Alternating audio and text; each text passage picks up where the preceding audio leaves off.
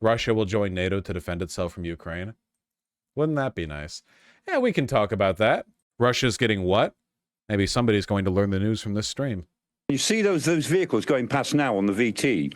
Okay, well, let's bring in security and defense analyst Professor Michael Clark. Sky News, who cares? Ukraine's surprise cross-border incursion seen as a tactical reply to Russia's grinding gains. So the reason this war is still going on in the fashion that it is because Russia has done a pretty effective job of shifting into a total war economy, getting its money from the export of its natural resources to places like China, supplying its already near limitless number of Cold War era munitions from places like Iran or North Korea.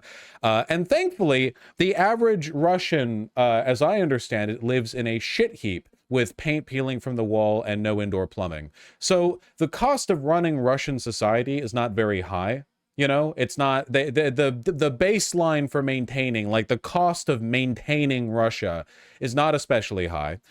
Even with all the sanctions and even with the cost of the war, Russia has a near limitless supply of, alcoholic 19-year-olds to throw into Ukraine via conscription. And even though they're, as I understand it now, working off of tanks that were made back in the 1950s, they still have a decent amount of resources to work with. So, right. Ukraine has been struggling against an onslaught of conscripts and Cold War era shells, and in response, they invaded Kursk. How cool is that, huh? Russia is very good at the slowly creeping forward artillery line, dig trenches, lay mines everywhere style of warfare. They're very good at like slowly gaining territory with an onslaught of superior numbers. You know, their military doctrine encourages that kind of behavior, and they're not as capable of quickly responding to something like whip around attack at Kursk, which is pretty impressive. I'd say the balls necessary to pull off a tactic like this. Ukraine has been in there for longer than I expected, like a lot longer. Here, there we go, AP News. I don't know why that first one was from Sky News. Who put that in there?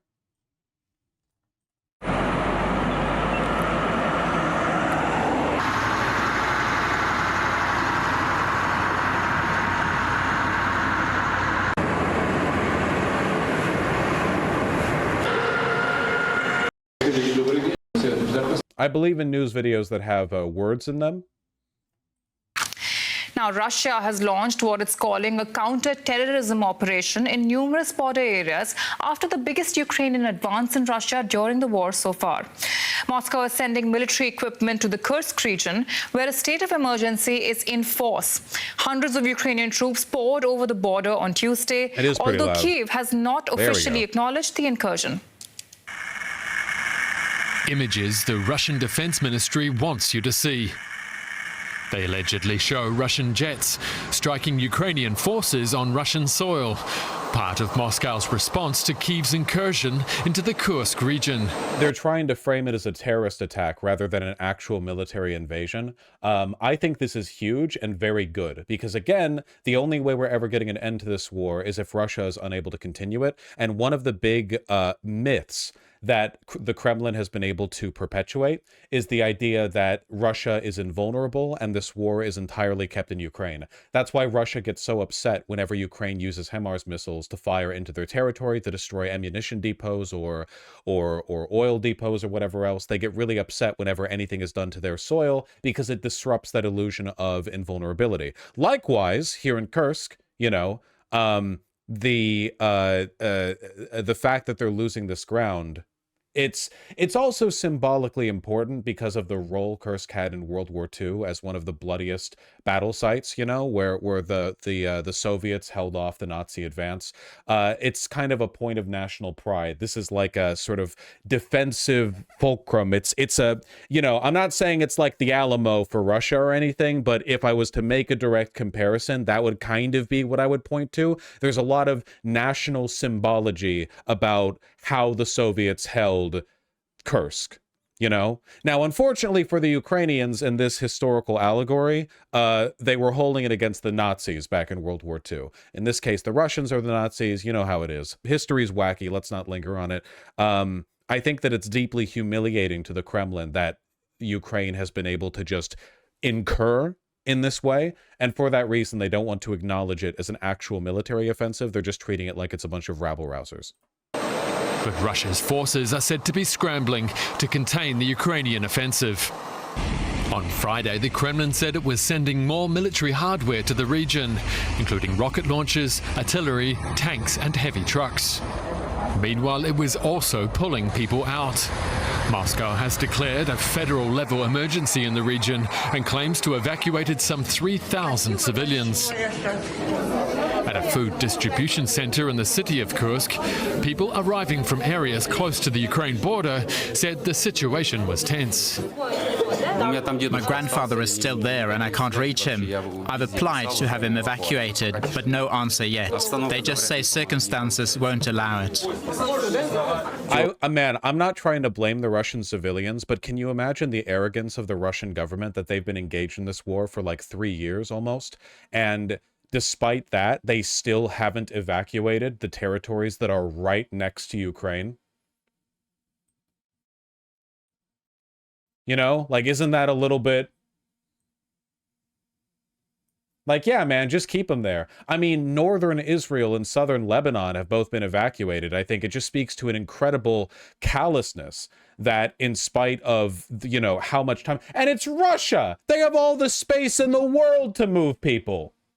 Yeah, exactly. They don't want to make people feel the war, because if people are feeling the war, it disrupts that feeling of invulnerability, you know? As long as they keep the war something out there, something distant, something far away, even though it's right on their doorstep, they can keep the popular, you know, the spirit up, morale. All the border areas are currently under bombardment. Russia's President Vladimir Putin held a meeting with the Security Council again on Friday, his third this week. He's cast the Ukrainian offensive as a major provocation. Provocation. That was pretty irresponsible of them. You know, Russia would never directly invade the territory of a neighboring nation. Meanwhile, Ukraine's President Volodymyr Zelensky also held a meeting with his top defense officials on Friday. He said that his army chief had briefed him on, quote, the defensive actions taking place in areas used by Russia to launch airstrikes against Ukraine. Although Ukraine hasn't officially admitted carrying out the cross-border incursion, it appeared to justify the operation, considering Russian troops regularly conduct airstrikes from the Kursk region. For more, I'm joined now by Domitila Sagramoso, Senior Lecturer in Security and Development at King's College London. It's good to have you with us again, Domitila. What more do we know about Russia's new operation to halt these advancing Ukrainian troops? Well, we don't have a lot of details, but what we have seen is footage of military convoys, which involve light infantry, motorized light infantry. All right, we don't need the specifics quite yet. You can see that the incursion hasn't gone especially far into the Kursk region. I mean, they're nowhere near the city of Kursk. But they've still been there for longer than I expected them to be. When I first heard that they had moved into Russia, my guess was like, oh, they're just having a bit of fun. They're just having a little wacky time. They're doing a little do-si-do on the border. But it looks like they're actually conducting effective, continuous military operations in the region. Like they're not just being wacky with it, you know? Oh yeah, this one looks like it has more information for us. There we go. Blue is good, yellow is fight, red is Russia. Lights out, lights out, lights out. Russian reinforcements, Russian... Wait, why is it saying quote-unquote reinforcements? This might be a slightly biased map. I'm just right off the bat. Russian tree damaged? Russian airstrike, ammo destroyed. I don't know. I can't say. Dylan uses it? All right. Not the tree. What is the Russian tree damaged? Okay. That does look like a tree was damaged. All right. We like trees, you know. I'd say calm it down a little bit with that. We're tree enjoyers. Zelensky's gone too far this time. Yeah, well. Either way, full support. You know, I think that what Ukraine's doing here is brilliant. I can't believe they're pulling it off. Russia claims to have thwarted the Ukraine's advance in Kursk. No. I'm sure Russia does claim that. Yeah, the life has abandoned them. Abandoned by life. As long as it's careful, Benjamin. Yeah, I think even Zelensky's language suggests that my assessment here is kind of the goal. Russia must be made to feel consequences of its invasion, says Ukrainian president. Good. About 1,000 troops and tanks and armored vehicles broke through the Russian border into the Kursk region in the early hours of Tuesday, with U.S.-based analysis penetrating more than 6 miles into Russia. It's genuinely embarrassing for Russia that they were able to break through a defensive line with that few troops. I know 1,000 isn't a small number, but keep in mind, Russia has had 2.5 years to fortify the roadways in and out of Ukraine. You can't just break through at literally any point, you know? Like, you can't just break through in the middle of a forest. Armored vehicles can't make their way through a forest. You know, there are roads and pathways where you can make your way through. The fact that they were not aware of and able to fight this off, they were arrogant, you know? You were just mentioning there how high stakes all of this is. Do we have any kind of intelligence as to understanding whether Ukraine can continue this incursion in Russia whilst also trying to hold the front lines in its own country? We don't. I mean, at the moment, the colonels and generals and senior officers are being incredibly tight-lipped about this operation. But what we understand... Was the Trump-leaked satellite image so old? From what I can see, the satellite was from 2011. The satellite was from 2011, but the tech that it was using was older. The USA 224 launched in 2011 to replace the decades-old USA 161. It is the 15th KH-11 optical imaging satellite to reach orbit. First American spy satellite to use electro-optical digital imaging, offer real-time first launched in 1976. The capabilities of the KH-11 are highly classified, as are the images they produce. And this is not the only or newest spy satellite that we use. Show the image. Yeah, this was what was tweeted by Donald Trump. This is a picture that was taken from space. You can see individual people. You can see the individual girders on the structures on the outside of the launch pad. Like, look at this. This is taken from space. Yeah, you can see the text that was hovering above the stuff on the ground from space. Yeah, that's where they put satellites. You can even see the mini-map. It's even better in reality. This was a picture of a picture. Yeah, Donald Trump snapped this picture of a briefing that he was being given by, I think, the Joint Chiefs of Staff. He took a picture of this with his phone, and one of the people there was like nervously, you know you can't show anyone that, right? And Donald Trump was like, yeah, I know, and then he tweeted it. Classic. Classic Trump.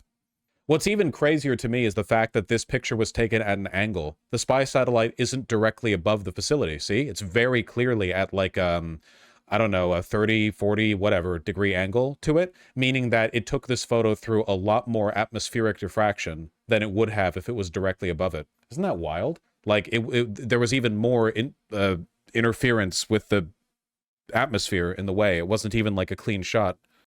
What we can glean from the front lines is that the issue of military aid... Well, why is this classified? Don't we all understand that they have satellites like that all the time? No. The exact capabilities of our satellite spy network are so classified that Congress does not know how much money is allocated to it. We're talking like the absolute highest level of top secret. I'm not joking, literally. It is not known how much money goes to those programs. What they launch, the nature of the technology, yeah, it's all black budget stuff. It's the highest order of military secrecy. After political disagreements among the West, that's partially been resolved. Equipment is arriving on the front line, but Ukraine is grappling with its own domestic challenge of mobilizing enough men. So, you know, it was seen as counterintuitive at best to send clearly elite fighters into Russia in this way, but clearly it's worked out. Trump's reveal of SEAL team in Iraq could endanger its members. The reason their identities are protected is in case of capture. During a surprise post-Christmas visit to troops in Iraq, U.S. Navy Lieutenant Commander Q. Lee told Trump he's the chaplain for SEAL Team 5. Lee later said Trump told him, hey, in that case, let's take a picture. This is a little bit on Q. Lee for revealing that information to Trump, I have to say. Why does it say verboten? Because the person who wrote this before they started ChatGPT writing all the news articles that didn't matter as much, got a degree and they wanted to show it off.